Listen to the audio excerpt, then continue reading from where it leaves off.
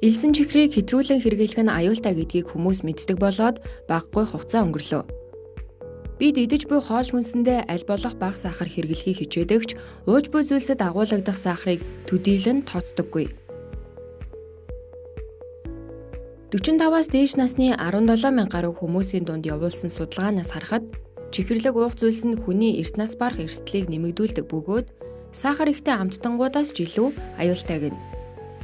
Өдөрт хамгийн багадаа 680 г сахар агуулсан уух зүйлс хэрэглэдэг хүмүүс өдөрт 28 г сахар хэрэглэдэг хүмүүстэй харьцуулахад зүрх судасны өвчнөөр нас барах эрсдэл 2 дахин өндөр байдаг гэнэ. Хүнсний мэрэгжилтнүүд сахарын хэрэглээг архит амьхийг хязгаарладагтай ижил хяналт тавьж хэрэглээг багасгах хэрэгтэй хэмээн зөвлөж байна. Жимсний шүүс хийжүүлсэн ундаанд агуулгадах сахар нь цусанд ороод хурдан задардаг учраас биеийн дэх сахарын түвшинг хурдцтай нэмдэг юм.